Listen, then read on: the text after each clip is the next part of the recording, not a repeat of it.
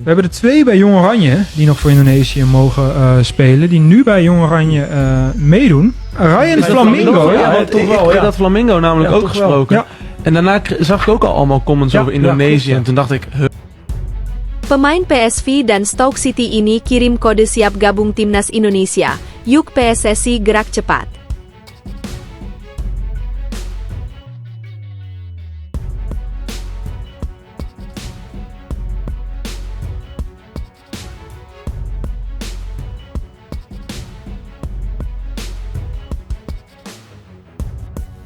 Ini 5 nama pemain timnas yang layak dicoret Shin Tae-yong saat lawan Jepang dan Arab Saudi nanti.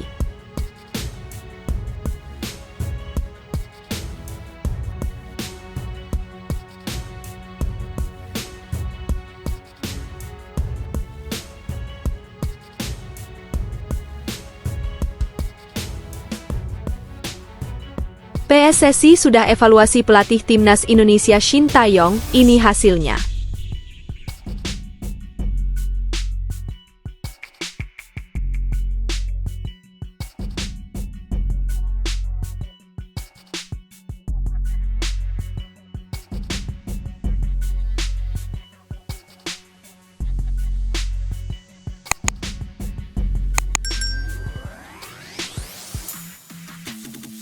Pemain PSV dan Stoke City ini kirim kode siap gabung timnas Indonesia, yuk PSSI gerak cepat.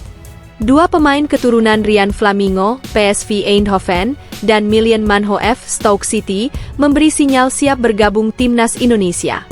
Ryan Flamingo merupakan pemain kelahiran Blaricum, Belanda, 21 tahun lalu. Dia memiliki darah Suriname dan Indonesia. Saat ini dia bermain untuk PSV Eindhoven sebagai bek tengah atau gelandang bertahan.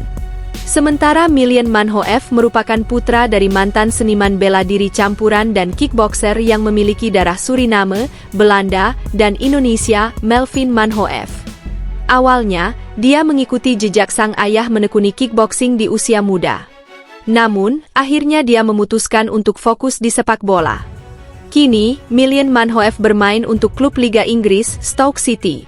Dia kerap dimainkan sebagai winger, namun bisa juga diplot sebagai bek sayap. Kedua pemain merupakan pilar timnas Belanda U21. Meski begitu, menurut media Belanda, Voetbal Primeur, keduanya berpotensi untuk berpindah ke warganegaraan. Flamingo masih memilih karir antar negara baik Indonesia maupun Suriname. Pastinya Flamingo akan ditempel ketat oleh Asosiasi Sepak Bola Indonesia, PSSI.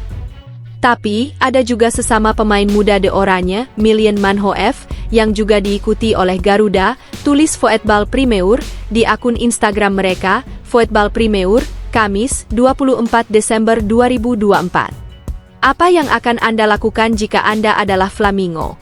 Pilih Suriname, Indonesia, atau tunggu timnas Belanda, tutur media itu.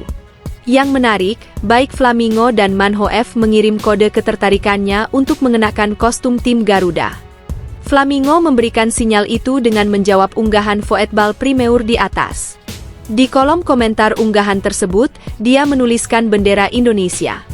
Kemudian, Manhoef lebih tegas dalam menunjukkan darah Indonesia yang dimilikinya. Pemain berusia 22 tahun itu mencantumkan bendera Belanda, Suriname dan Indonesia dalam profil akun Instagram pribadinya, Milan M. Nah, jika sudah begitu, kini tinggal PSSI harus bergerak cepat untuk mendekati kedua pemain tersebut. Ini 5 nama pemain timnas yang layak dicoret Shin Tae-yong saat lawan Jepang dan Arab Saudi nanti.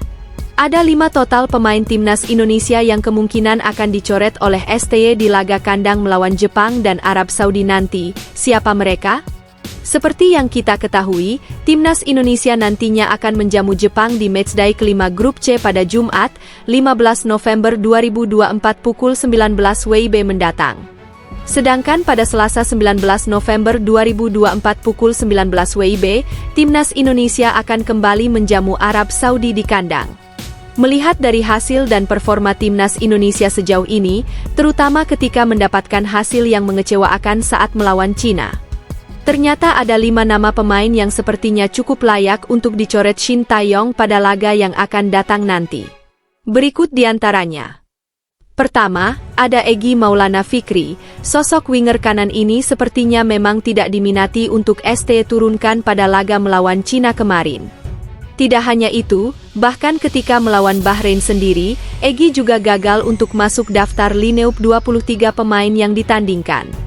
Hal ini sendiri kemungkinan besar disebabkan karena terdapat banyak pemain di winger kanan timnas Indonesia yang mungkin jauh lebih unggul daripada Egy. Di antaranya seperti Marcelino Ferdinand, Witan Sulaiman, Malik Rizaldi, dan juga pemain naturalisasi baru kita yakni Eliano Reijnders. Oleh karena itu, wajar jika nama Egy nanti tidak akan dipanggil oleh Shin Tae-yong pada laga melawan Jepang dan Arab Saudi. Yang kedua ada Hoki Caraka. Hampir sama dengan Egy, Hoki Caraka sendiri selalu masuk di 27 daftar pemain yang disiapkan ketika menghadapi Bahrain dan juga Cina. Namun, ketika stok tersebut dikerucutkan menjadi 23 nama pemain, nampaknya Hoki Caraka masih belum dipercaya Shin Tae-yong untuk ada dalam lineup. Hal ini sendiri memang cukup wajar, karena tentu secara level, Hoki Caraka masih cukup tertinggal dari striker-striker andalan timnas seperti Ragnar dan juga Struijk, atau bahkan Dimas Drajat sekalipun. Yang ketiga Ricky Kambuaya. Sama seperti Egy Maulana, nama Ricky sayangnya harus terpental dari lineup skuad ketika menghadapi Bahrain, tapi masuk DSP saat timnas Indonesia bertandang di Cina. Meski begitu, Ricky Kambuaya juga masih tidak mendapatkan menit tampil sedikitpun. Di mana ini disebabkan karena adanya kalah persaingan, terutama pada pemain-pemain seperti Ivar Jenner, Nathan Choi Aon, hingga Tom Haye. Berikutnya ada Muhammad Ferrari selaku pemain belakang timnas Indonesia, yang lagi-lagi kalah saing dengan banyak pemain bintang di lini belakang timnas Indonesia. Terlebih lagi, meskipun kita saat ini memang belum tahu kapan Kevin Dix akan bergabung, namun secara kualitas tentu Kevin memiliki level yang cukup jauh dari Ferrari. Belum lagi, ia juga harus bersaing dengan banyak back lain yang dimiliki Indonesia seperti Mees Hailgers dan Jai Itzes. Terakhir, ada Shane Patinama yang pada laga melawan Cina kemarin telah membuat blunder yang sangat fatal bagi timnas Indonesia. Kesalahannya dalam mengantisipasi bola menyebabkan pemain lawan mencuri bola yang akhirnya kehilangan penguasanya. Secara persaingan sendiri, untuk sosok naturalisasi, Shane memang sebenarnya sudah cukup bagus di bagian back.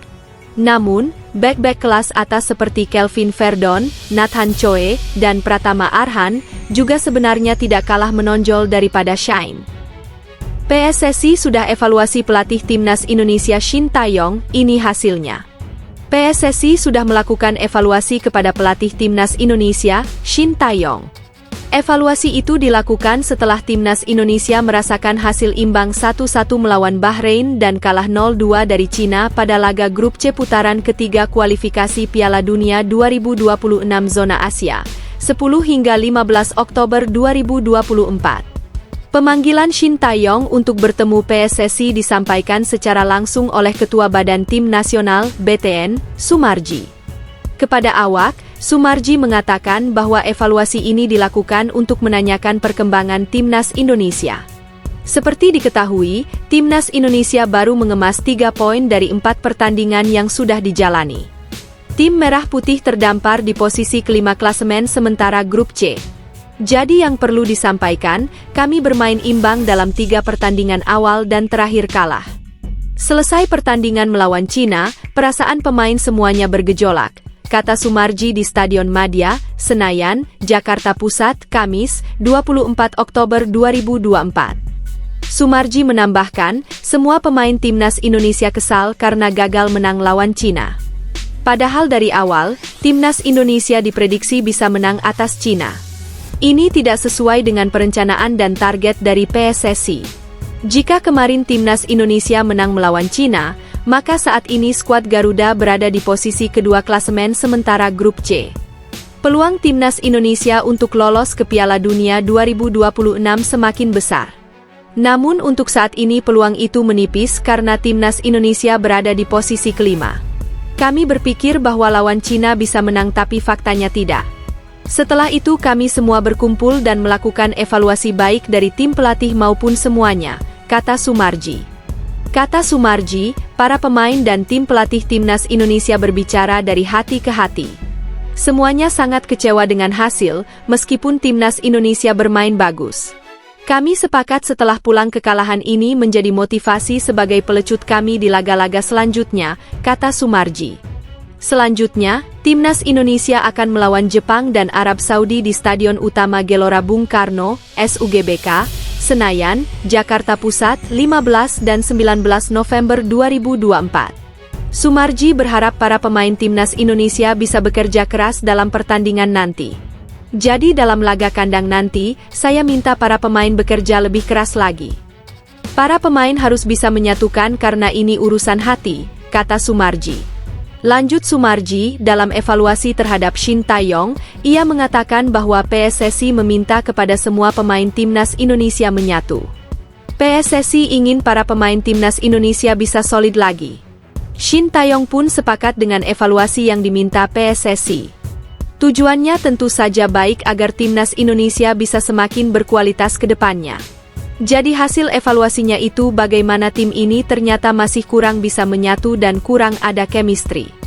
Sehingga perlu untuk meningkatkan komunikasi yang baik dan membangun chemistry yang baik.